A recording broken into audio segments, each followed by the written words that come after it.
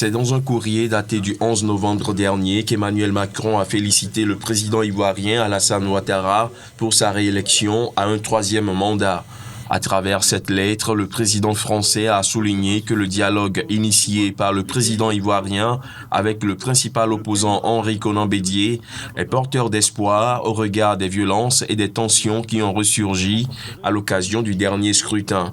Emmanuel Macron a également souhaité que ce premier pas vers le rassemblement et l'ouverture puisse jeter les bases concrètes d'une réconciliation plus large et plus durable entre les Ivoiriens et toutes les sensibilités politiques dans le respect de l'état de droit afin de tourner la page de la violence et de la division. La rencontre mercredi dernier entre le président Ouattara et l'ex-président Henri Konan Bédié a en effet fait retomber la tension. Mais l'ensemble de l'opposition demande notamment comme préalable à la poursuite du dialogue, la libération de tous les prisonniers politiques, dont le porte-parole de l'opposition Pascal Afine-Guesson, la fin des poursuites judiciaires contre tous les leaders de l'opposition ou le retour des exilés. L'opposition conteste la réélection d'Alassane Ouattara pour un troisième mandat qu'elle juge inconstitutionnel. Elle avait lancé une campagne de désobéissance civile, puis proclamé un conseil national de transition censé remplacer le chef de l'État. Parmi les mesures figure le versement aux salariés du secteur au chômage technique et aux guides touristiques d'une indemnité mensuelle de 200 dinars, soit 80 €, a indiqué Habib Amar lors d'une conférence de presse. Le tourisme, fragilisé par un modèle économique basé sur des voyages de groupe organisés par des tours opérateurs, avait pâti de l'instabilité puis de l'insécurité après la révolution de 2011, avant de rebondir ces 3 dernières années jusqu'à dépasser les 9,5 millions de visiteurs l'an dernier. Mais les restrictions de voyage liées à la pandémie ont mis à genoux ce secteur convalescent et les professionnels se plaignent du manque de concrétisation des mesures annoncées jusqu'ici par les autorités. Concernant les revenus du tourisme, ils ont diminué de 62%, 61,7% pour ceux qui aiment la précision. Le nombre de nuitées touristiques a connu une diminution de 80,5%. Il y aura plus de souplesse dans l'application du mécanisme garant de l'attribution de prêts bancaires au profit des entreprises touristiques. Nous allons autoriser les touristes qui viennent faire du camping dans le désert en respectant l'application du protocole sanitaire pour les touristes et en restant en voyage organisé. Selon la Fédération tunisienne du tourisme, 27 000 emplois sont menacés et 6 familles sur 10, dont le chef travaille dans le tourisme, risquent de tomber dans la pauvreté. En dépit de l'ouverture des frontières fin juin et de la dispense de tests PCR, jusqu'à récemment pour les touristes voyageant via des tours opérateurs, le nombre de nuitées touristiques a connu une diminution de 80,5%, a indiqué le ministre. Au 10 novembre, 1,8 million de touristes étaient entrés en Tunisie. Selon le ministère, une baisse de 77% par rapport à la même période l'an passé. Les recettes ont baissé de 60,3% à 693,2 millions d'euros sur la même période. Suite aux nombreuses accusations de fraude faites par Donald Trump, l'agence gouvernementale en charge de la sécurité des élections avait donné son opinion sur les opérations de vote. Dans un communiqué publié, elle affirme qu'il n'existe aucune preuve d'un système de vote ayant effacé, perdu ou changé des bulletins ou ayant été piraté de quelque façon que ce soit. L'élection du 3 novembre dernier a été la plus sûre de l'histoire des États-Unis. En réponse, le président tweet pour contester les propos du patron de l'agence et le limoge. La récente déclaration de Chris Cripps sur la sécurité des élections de 2020 est très inexacte dans la mesure où il y a eu des irrégularités et des fraudes massives, y compris des votes de personnes décédées, des observateurs interdits dans les bureaux de vote, des bugs dans les machines de vote qui ont transformé les votes de Trump à Biden, des votes tardifs et bien d'autres encore. Par conséquent, avec effet immédiat, Chris Cripps a été démis de ses fonctions de directeur de l'Agence pour la cybersécurité et la sécurité des infrastructures. Prenant acte de son limogeage, le désormais ancien patron de l'agence a aussi réagi sur Twitter. Ce fut un honneur d'avoir servi, nous l'avons bien fait, a-t-il écrit.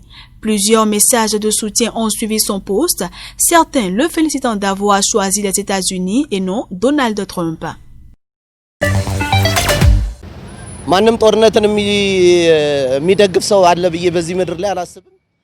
Je pense que personne sur cette terre ne soutient la guerre, mais lorsqu'elle concerne la souveraineté du pays, il devient nécessaire d'y faire face.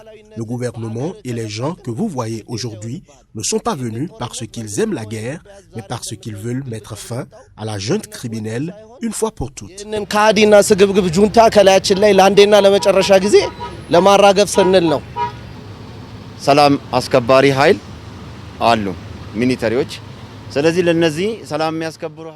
Les forces de maintien de la paix sacrifient leur vie, leur corps et en paient le prix. Elles méritent donc cet honneur.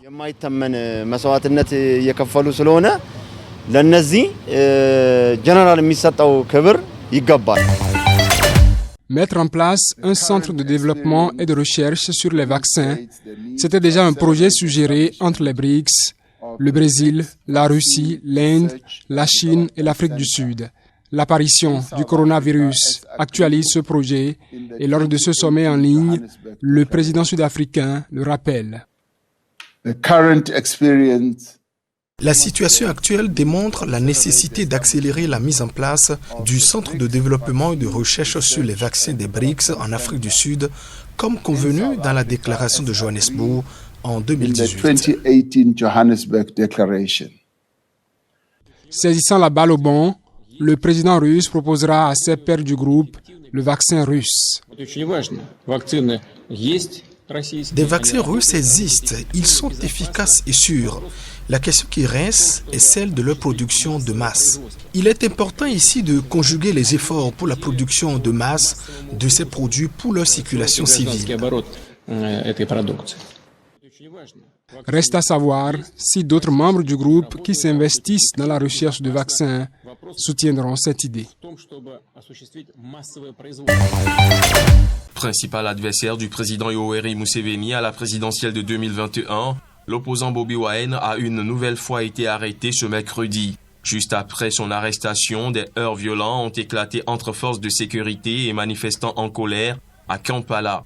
Les forces de l'ordre ont affronté pendant plusieurs heures des jeunes manifestants qui brûlaient des pneus sur la chaussée et lançaient des pierres, ivres de colère après avoir appris la nouvelle arrestation de leur champion, Bobi Wine, star de la chanson, devenu député et candidat à la présidentielle du 14 janvier prochain. 3 vies innocentes ont été perdues à la suite des heurts violents dans la ville, a déclaré le porte-parole de la police, qui a précisé que 34 personnes avaient également été blessées. Les forces de sécurité sont venues à bout des groupes violents avec des gaz lacrymogènes et des armes létales. Dans un communiqué portant uniquement sur les blessés, la Croix-Rouge ougandaise a indiqué avoir pris en charge plus de 30 personnes à Kampala et sa périphérie à la suite des échauffourées impliquant la police et des groupes d'émeutiers. 11 d'entre elles étaient blessées par balle, 9 présentaient des symptômes de suffocation et 10 étaient inconscientes, a détaillé la Croix-Rouge. Des confrontations similaires ont éclaté dans d'autres centres urbains du pays, a confirmé la police qui a précisé qu'un autre candidat d'opposition à la présidentielle, Patrick Oboyi Amuria, avait lui aussi été arrêté à Gulu dans le nord du pays pour avoir prévu une marche non autorisée. À New York, interrogé sur l'arrestation de Bobi Wine, le porte-parole de l'ONU, Stéphane Dujarric, a souligné la nécessité en Ouganda d'un espace permettant aux gens de s'exprimer via des manifestations ou un processus démocratique. L'élection présidentielle avec 11 candidats en lice s'annonce plutôt tendue dans le pays. Le porte-parole de la police malawite a confirmé l'arrestation du prédicateur, star millionnaire, Shiper Bouchiri, impliqué dans une affaire de fraude et de blanchiment en Afrique du Sud. Le prophète autoproclamé d'une église évangélique fondée à Pretoria avait fui au Malawi la semaine dernière, contrevenant aux strictes conditions de libération sous caution imposée par un tribunal sud-africain. I can confirm to you that we have arrested Je peux confirmer que nous avons arrêté le prophète Chefred Bouchiri et Marie Bouchiri. Cette arrestation fait suite à un mandat d'arrêt que nous avons reçu hier d'Afrique du Sud. Il a été émis par un tribunal de Pretoria il y a 2 jours.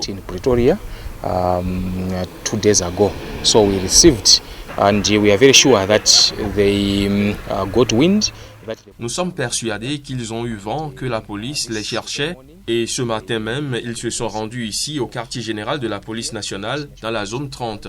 Nous les avons donc ici dans la zone 30 et nous allons recueillir leurs déclarations. Ensuite, ils comparaîtront devant un tribunal conformément à la procédure.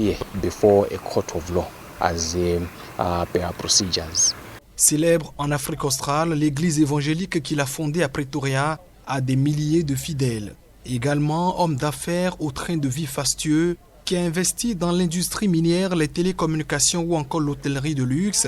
Sa fortune est estimée à plusieurs millions d'euros. Une part est tirée des dons des croyants. Accusé de détournement de fonds de fraude mettant en jeu plusieurs millions d'euros, il avait été arrêté avec son épouse Marie par les autorités sud-africaines et libéré sous caution le 4 novembre dernier. Les autorités sud-africaines qui enquêtent pour savoir comment le prédicateur a pu quitter le pays ont lancé une procédure judiciaire en vue de son extradition.